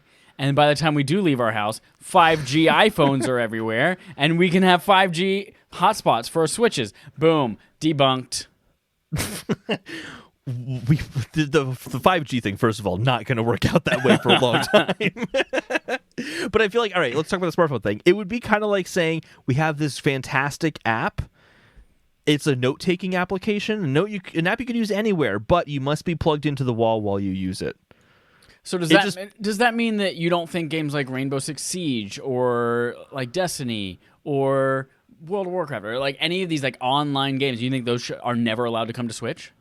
Because they have to be connected online all the time? I would say the distinction there is that there's a requirement within the mechanics of the game itself that requires it to be an online-only experience. If I want to play Mario Kart with my friends, obviously I can only do that if I'm online. If I want to play an online multiplayer game, I can only do it online. Do that when you're online. But Control is a single-player experience. There is no online component to it. It's arbitrarily decided to be to have the cloud version of it. And here's kind of like the 2 points on this. I don't think it's arbitrarily decided. And this is the point I want to make, though. It's arbitrary because they could have made a dumbed-down version of the game that ran on Switch. I know you're going to say the whole PS4 Pro. If they can get The Witcher to run on the Switch, they absolutely could have made a hugely downgraded visual version of this to run on Switch. Absolutely. Not one that looks or runs in any fashion that you would want to play it. I mean, people already look at The Witcher on Switch and they go, "Well, that's kind of gross." But if you try to do that with Control, which already just like makes your PlayStation into a volcano, and then make it even worse for a Switch, like there is no way that game would be able to run well and look good enough to want to play on a Switch without cloud technology. The whole point of playing the Switch is the portability of it. If you want the graphics, you get it on a PlayStation 4. You get it on an Xbox. You play it on next gen consoles. That's you don't not play the on whole Switch point for of the best. Switch, though. Is not portability. That's not the whole point of the Switch. That is the whole point. It's called the Switch, to switch between portable and console play. That is literally the purpose of it. Aren't there Nintendo games, like Nintendo first-party games, that like aren't able to be played in some modes of Switch? Which there are I think there's two. some that, yeah, see, there you go. Ring Fit Adventure and 1-2 Switch, none of which are defining games by any means and have unique circumstances. Just saying, if Nintendo doesn't believe in it, then why do they have to expect their third parties to believe this in totally fits in with the logic of why like Destiny or something like that would be fine, because the gameplay demands a certain criteria, which is playing online. Ring Fit Adventure demands a certain criteria of playing on the go. To be fair, the Ring Fit, you could just dock it somewhere and play it on it's on tabletop mode or something like that. But here's why I'm saying arbitrary. Okay. Keep in mind who published this game. The same people who said, "Oh, we can't make a next-gen port for the current-gen versions. You have to buy the Ultimate Edition." It's not financial reasons or money profit. It's not profit reasons why we wanted to do this. We just technically couldn't do it, which is complete and utter horseshit. But they did it to make money. And this to me just says, hey, we want to put this on Switch so we can make more money on a new console. We could put in the work to port it, but we could also just be really cheap and make this cloud version of it instead. That's how it looks to me. I hear all of your arguments and I disagree with all of them. That's it. I think even Nintendo, your argument about we're not going to talk at length about cloud versions anymore, but like your argument about the fact that it misses the point of the Switch, the fact that it's able to be portable and docked at home. The Switch Lite misses the point of the Switch because you can't dock it, so it's literally just a portable. Which is a portable only unit meant to be carried around with you and on the go, which is the point I was making. But it's still a Switch. It's still a Switch. And it's like, why even make it the same console? But when they made an offshoot, they went for a portable, take it with you anywhere, because that's a priority when you're talking about the Switch. But I hear all of your arguments, and I just don't think any of them are like. There's no way they could dumb it down to run on Switch in a good way. And I think that we've both said what we're going to say, and I think we should move on. Okay. No More Heroes 3 was also announced. That's coming in 2021. There's No More Heroes 1 and 2 port, which is now available. And then the last two things we talked about was actually called 1 and 2 port? Or is it I wrote the note down as a note. Sorry, I didn't watch the showcase, so I was like, if they really just fine. lazily called it 1 and 2 port, I could see them doing that. There's a port of No More Heroes 1 and a port of No More Heroes 2. Okay. And then the part-time UFO, which is made by HAL Laboratories, which is kind of a big studio making it, kind of a small game. And then Hyrule Warriors Age of Calamity, which they now actually have a demo available, which includes Chapter 1, and the save data carries over to the full game. And that officially comes out November 20th. I downloaded the demo. I haven't played it yet, but I've heard good things, so I feel like I'm going to give this a chance. And because it's Zelda, I might get it. But yeah, that was the showcase. It was fine. Yeah. Nothing really. Woo. Excuse me. Typical recent Nintendo. Everything's a little underwhelming if it's not Super Mario. Let's And get to the even third-party quest how log. which is- underwhelming was Super Mario? Yeah. Like I was so excited for 3D All Stars, and then I was like, "This is a game that I paid money for." I haven't touched it for a little while, but I want to. I want to play Galaxy all the way through because Yeah. I've not played it all the way through before. Third-party quest log. We got Cyberpunk stuff here. The big news, Cyberpunk 2077 delayed to December, specifically December 10th, says Ethan Gatch at Kotaku. The cited reason for the delay was basically juggling 9 different consoles at launch, is what they said in their initial statement. More on that in a second. Quote from that statement, "We're aware it might seem unrealistic when someone says that 21 days can make any difference in such a massive and complex game, but they really do. I'll just take their word for it. It depends what the problems are." So they think they can do it. We'll see. They did It's say really as well, this is the interesting. final time that they're going to delay the game. They did say that. This is the final time. Gotcha. Yeah. Yeah, they said they were like, I know some of you were saying, but I thought you went gold a long time ago. And they're like, yeah, technically the game is playable from start to finish, but there's a lot of polish and things like that we have to do to it. So yeah, I believe them when they said this is the last one because like we can release it right now. It is playable. But I think it's interesting that they're talking about juggling 9 different consoles because it wasn't too long ago that they maintained, no, Cyberpunk 2077 is a PS4 and Xbox game. And we are not really right now looking into next gen. That's not on our priority list. It's way in the future. And now they're saying it runs great on PC and next gen, but we don't know about the regular ones.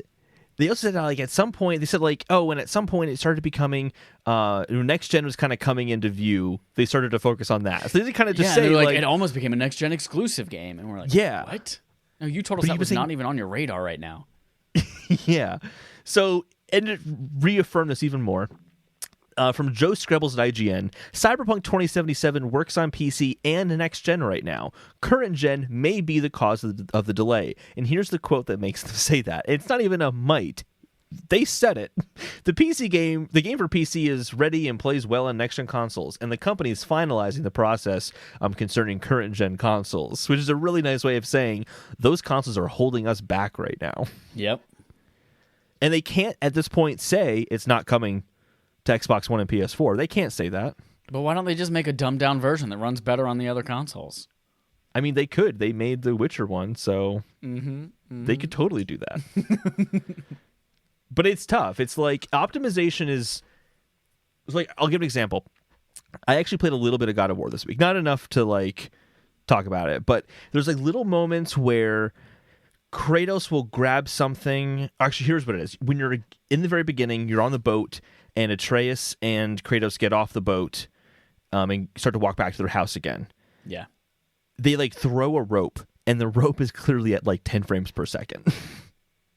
Like that's what optimization is. So I think they're basically going to spend a while in the next few weeks just going through and finding things that they can cut corners on that they hope no one will notice. Such as the example of throwing the rope in God of War being 10 frames per second. Like, what can they do in the background, the peripheral of the screen that you're not going to really pay attention to that can run like that? And hopefully it works for them, because it would be a real shame if this didn't run well on current-gen consoles. I'm getting a PS5, so I'll be playing this on PS5. I'll be fine. Yeah. All those poor, not poor people, but all those poor souls who were just like, oh, I can't wait. I'm going to play this on current gen, and I'll get next gen sometime. We're like, oh, you're going to have all a those bad lower time. income people who are That's not what I meant. So yeah, I do want to say I am getting a little annoyed with the meme of, I guess Cyberpunk's going to come out in 2077. I feel like that meme has been haven't even seen beaten that to yet. death. Oh, it's been beaten to, it's been all over Reddit. You'll see like yeah. a screenshot of the game, and it will say something like, "Who knew that in 2087 Cyberpunk 27 would end up releasing as a period piece?" Like all sorts of stuff like that. It's getting out of hand. It's coming out in December. I'd be shocked at this point if they delayed it again. I just can't imagine they could delay it again at this point. Their stock dropped 25% in the past few months just because of these delays and all that. It's been messy for them. Yeah. It's been messy. But that's all the quest log stuff. We have a fetch quest to get to now. Ooh. A few of them. First off, a live-action Assassin's Creed show is coming to Netflix, says Matt Peaches at Polygon. Matt Patches. Patches. Did I say Peaches? Yeah. Patches. Nope, we're sticking with it. Matt Peaches at Polygon. I, as a joke, retweeted this thing from Netflix. It said, or maybe it was IGN. It said, Netflix is developing an anime, an animated Assassin's Creed show, and a live-action Assassin's Creed show, all at Netflix. And I said, I guess they're looking to oversaturate yet another medium with Assassin's Creed. Funny. More people should go to Twitter and like that tweet. PS5 faceplate site cancels orders after legal threat from Sony, says Gabe Gerwin at GameSpot. You knew more about this than I do. What's kind of going on there? Yeah, so I actually placed an order for one of these. It was called PlayStation 5, and they were interchangeable new like shells you could put on the side of your PlayStation 5. Where they were red and black and chrome and blue and green. They were really cool, and they were like $40. And then they got super popular because they were posted on IGN and GameSpot. And suddenly they were blowing up and getting orders all over the place, and they panicked. They even sent out an email to everyone and said, "Hey, we expected to sell like 10 to maybe 100 of these, and now we're getting thousands and thousands and thousands of orders, and we need to take a minute. And we're also changing our name because Sony's lawyers hinted that we should probably change from PlayStation 5 for trademark reasons, and then they're now customizemyplates.com." Like, our orders are still shipping. They're going to be a few weeks delayed, though. We have all these new orders. We want to make sure that they're up to the highest quality, and we're going to blah, blah, blah. And then it turns out they're now no longer selling plates. All the orders are now getting canceled, and they are now just selling vinyl stickers that you put on the outside instead. And it's so not sad. Nearly as exciting. Nope. I also wanted to know how do they know that their plates are even going to fit on it doesn't matter at this point, but like, how do they know their plates are going to fit on a PS5? Like, how do they know the exact point that the clips are going to go into place? Like, I assume they have like inside people at the Chinese factory that are just like, hey, well, here's the schematic for the PlayStation 5. I mean, accessory makers for phones and stuff like that get that kind of information ahead of time all the time. Yeah. Well, I'm sure we will see faceplate changes at some point in the not. This makes me think that Sony is probably doing this first party wise. Yeah, and I feel like this is my hope that whenever they do like, God of War Special Edition PS5, you can also buy the plates that make it unique. So if you want that, you don't have to buy a whole new console. Because I've never liked the idea of the Special Edition console. It's like, I have a PlayStation 4. Do you want to buy another one? Like, give me a break. That's ridiculous. But they do want me to buy another one. That's why they do them. Yep. First 12 hours of PS5 pre-orders matched the first 12 weeks of PS4's, says Rebecca Valentine at GamesIndustry.biz. The quote from Jim Ryan here is, "It may well be that not everyone who wants to buy a PS5 on launch will be able to find one." You idiot. No one's going to be able to find one. You knew that from the second you accidentally leaked all these pre-orders all over the internet. It's also just like a truism of every console launch. There's never been like a good console launch. It's like, oh yeah, and 2 days into launch, I could just walk in and they had a huge stockpile of them, one for everyone. And I love that he's like, well, it might be that this could happen. Yeah. It's like, you know this is going to happen.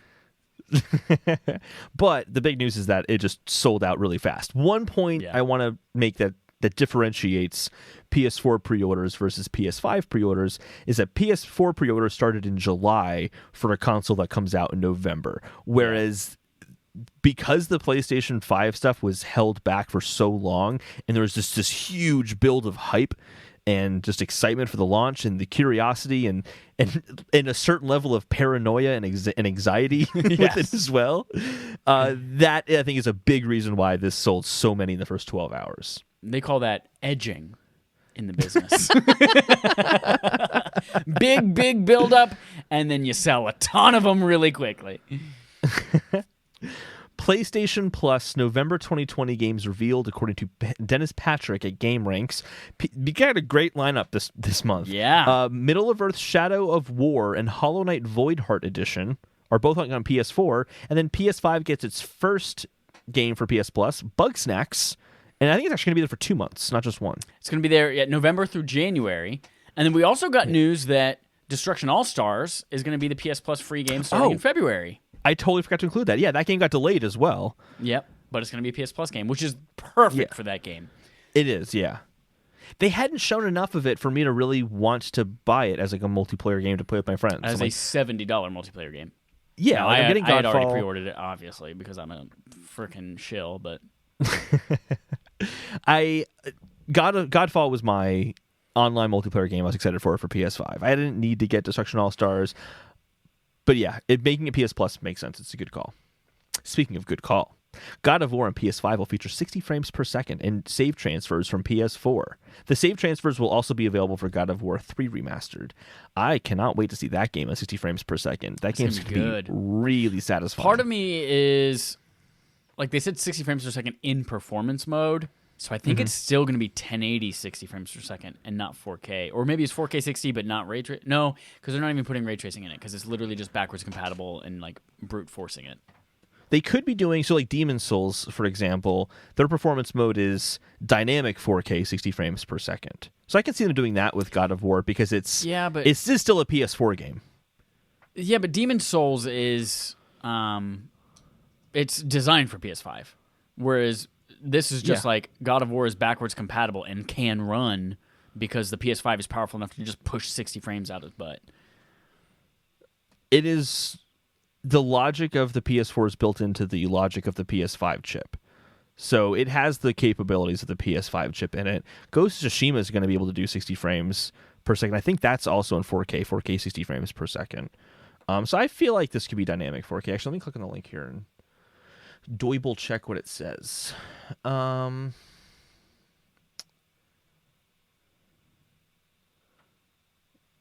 As Holden's checking on that, I will mention that the Uncharted movie thinks it's done filming. And apparently there was a first look at Mark Wahlberg's Sully costume, too. And it's exactly what you think it is. It's just a loose linen green shirt with the pattern down it. This comes from Liana Rupert at Game Informer. And again, it's not actually done filming. They just deep-faked Tom Holland's face onto Raiders of the Lost Ark, and they're calling it Uncharted. And they're assuming everyone who is old enough to know what Raiders of the Lost Ark is dead. But they're wrong. We know it's not a real movie. It doesn't say if there's anything about 4K at all. So we'll have to see. But I can still see it being... I mean, it might have 4K at it least. might have like an unlocked frame rate for 4K and like it can get up, but they specifically called out 60 frames per second in performance mode, and in God of War, performance mode means 1080. Yeah. Far Cry 6 delayed as a result of the pandemic, says Jenny Latta at Silicon Era. The game was originally scheduled for February 18th, 2021, but the new release date... Not anymore, though, because your birthday's not in April, and it's going to be coming out sometime after April, because they said Probably it's going to be... the day after we'll talk more about it in the next birthday. report. So there's that. And then finally, No Man's Sky is going to receive a free upgrade on PS5, Xbox Series X, and PC, says Chris Moyes at Destructoid. I actually put a caveat note in here, but I think I put that in the non-shared version, so I'll pull that up in a second. It's going to have 4K 60 frames per second, more detailed worlds, improved shadows, 32-player multiplayer, advanced audio, 5 to 10 times faster loading times. Then they mentioned some things that are pretty much already there, like crossplay. It already has crossplay. Maybe they mean cross-generation play, like you play with PS4 to PS5, and that's fine. But that was kind of unspecified in the trailer release. They might have a blog post that goes into more detail that I did not see. It's going to be a free upgrade. It's going to be save game upgrading, so you can just carry over your save up to PS5 or Xbox Series X in that case too. So here's the thing. It's going to have PSVR support. This is the caveat. This is weird. PS5, they said it's not going to have... How do I explain it? You can't buy No Man's Sky on PS5 and get VR support. You have to play the PS4 version of the game, which has the VR support. PS5 games are not going to have VR support, presumably until they release a headset for PS5, which is really strange. I saw this right before we recorded, so I didn't get the full details on it, but it specifically says that No Man's Sky on PS5 isn't going to have VR support unless you buy the PS4 version of it. Wasn't there a developer a couple months ago that came out and said, we are working on a PSVR game for PS5? I don't know. I think we talked about that a couple months ago. That's weird. Yeah, it's very weird.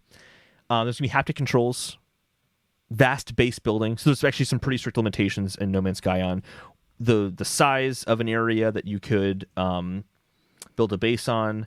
Now you can basically make like whole cities and skyscrapers and stuff. It looks pretty amazing. And then it says an evolving game, which again has just kind of been a feature of No Man's Sky to begin with. It just means they're going to have more updates coming up in the future. And that is the quest log. But Chad's looking up something, so I don't think we're done with the news quite yet. I'm going to find that story that I was just talking about on my end. Yeah, so I'm seeing so a lot of about different sources saying that there will be no new PSVR games on PS5. Yep. And then there's... Yeah, that's... Sony confirms Hitman 3 and No Man's Sky No Man's Sky's PS5 versions won't have PSVR, is the headline. So do you have to launch a different app?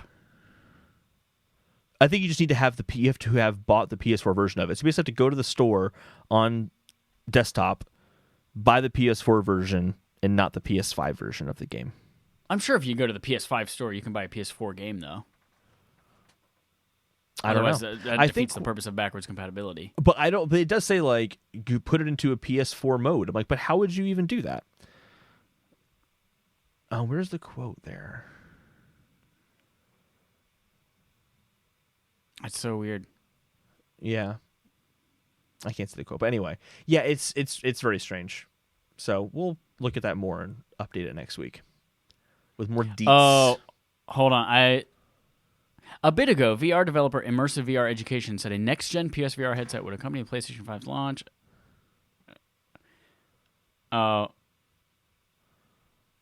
Yeah. Okay. I remember that rumor now. Yeah. It was someone saying, "Yeah, we are working on a game for PSVR that will not be on PS4." And they're now walking, and they were walking back. That was as of January. So yeah, that's old news. I could also see that being a situation where it's like the game will support PSVR 2 when that comes out, but it's not going to have it at launch. Kind of like how, like, going back to our retrospective, Wipeout Omega collection came out, and then later on got a VR update for it. So it could be something like that. But yeah, those are all the stories of the week. We have a special PS4 retrospective Game on Game Show. Game on Game Show. We play a game called Game On. Game on Game Show. Game. Hold on, you got something for us this time. Yeah, I got something for us this time. This is going to be pretty straightforward. Actually, I'm going to break this down just to 2 questions, but one's like longer, like guess which one kind of thing. Okay. Okay. The first thing is I just actually want to just ask which of the... I'm going to list 4 developers. Okay. Which of them only released one game this generation? Ooh, okay. Media Molecule, Insomniac, Sony Bend, or Sucker Punch? Ooh, Sucker Punch definitely did 2 because they had Ghost and they had Infamous. Mm-hmm.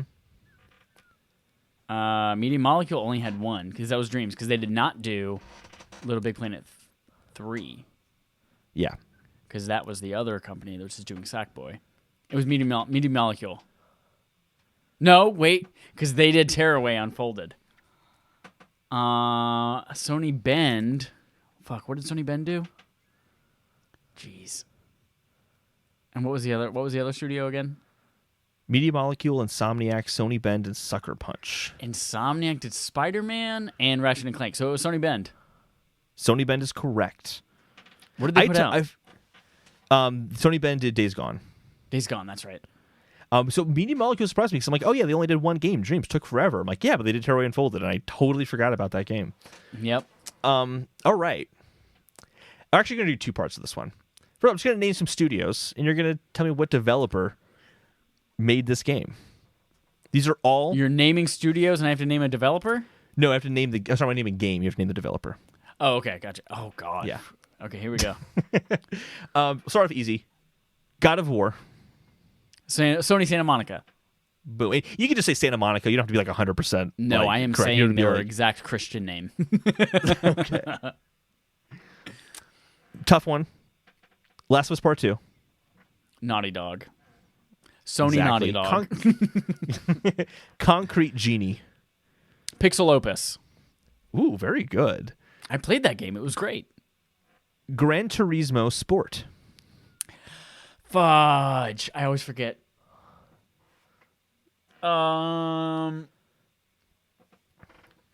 This is not Studio Japan. No. Who is it? I give up. Polyphony Digital. Polyphony. Fuck, yes. Which looks like Polyphony Digital. Yeah. That's how they spell it. The next ones I know you're going to get because we actually already talked about them. And you already mentioned the studios. So Ratchet & Clank. Insomniac. Yes. Infamous Second Son. Sucker Punch. And then Terribly Unfolded. Medium Molecule. You got that one. Here's Polyphony the next Digital. one. Fuck. I almost got 100% on that.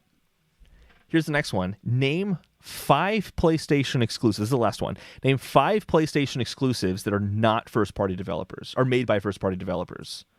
Ooh. There are 8 in total. Sorry, say that sentence one more time.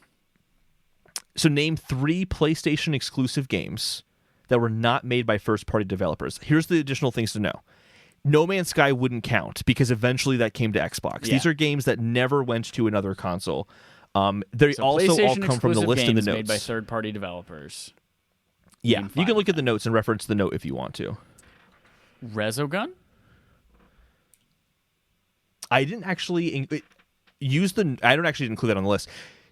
The note that all the games per year, I pulled it off of all that list. So if you want to look at that list, you can. Gotcha. But yeah, gotcha. Resogun would count because technically that is a first party game. But I'm kind of thinking of like the big AAA ones. Gotcha. Bloodborne. Yep, Bloodborne Yep. is one. The Order 1886 was Ready at Dawn, and they're not first party. Correct. Until Dawn. Mm-hmm. Is That's 3. That's Super Giant, right? No, Super. I always get these Super Massive. Yes. The Last Guardian with Team Ico. That actually is made by Team Japan, which is owned by Sony. Is it really? Yeah, it's affiliated, yeah. Oh, then Shadow of the Colossus with Blue Point. Very good. That's the one I wasn't sure if you were going to get that because I totally forgot they were not owned by Sony. Yep. That's 4. Was that 4? Oh, that's because Yeah. Resogun didn't count. Yeah. Ooh, is it going to be Knack 2? No, just kidding. Knack 2 was it was a thing. What else is on here? Detroit Become Human doesn't count. Oh shit, dude. Death Stranding doesn't count because it's PC as well. Yeah. Oh, who did Medieval? I'm gonna say Medieval is my next one. You want to know what? Actually, I did not look at what developer made that one, so let's find out together on that. If you get it, I'll give it to you.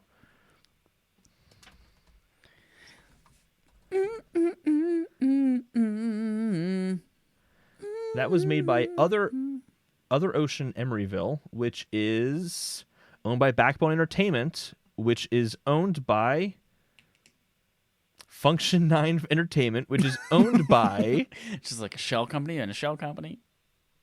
Yeah, It's that's all it. owned by the Taliban. Yeah, so that one does count. That is your All fifth right. one. Do you Woo! want to do All a right. stretch and find out the other 4 you missed? Oh god, that was my last ditch effort. I have no idea. Neo and Neo 2 were made by Team Ninja, which is not owned by... Those are first-party games? They are exclusive games to PlayStation. I mean, sorry, I didn't realize they were PS exclusive. Neo first 2 party. is for sure. Actually, take it back. Sorry. Neo isn't. Neo 2 is a PlayStation exclusive, right now at least. Oh, cool. Here's Oh, one that Predator surprised Hunting me. Grounds. Predator Hunting Grounds. Yep. Here's the one that surprised me. And this one I think is the one that would have tripped you up forever. Because I couldn't believe it when I found out this wasn't actually a first-party game. What? Little Big Planet 3, Sumo Digital, is not owned by PlayStation. I did not know that. I totally missed. idea. Oh, that was in the very first one. I just assumed everything right at launch was Sony, but yeah. I thought that they were, but they're not. They are owned. Who are they owned by again? They are owned by Foundation 9, who also did. They just own everything. Also did Medieval. So that's Game on Game Show. The game show and the Game on game. And Chad that's it does for the our bone. episode. I'm lame. What is That's it for the This is episode. 185. Episode 185 comes to a close. We are so close, everyone. Remember, headsets, controllers, your mom's butts, they're all great. Everything has texture on it. Go to our Patreon page. Get that new wallpaper. It's going to be sexy. I mean, it is sexy. Just download it.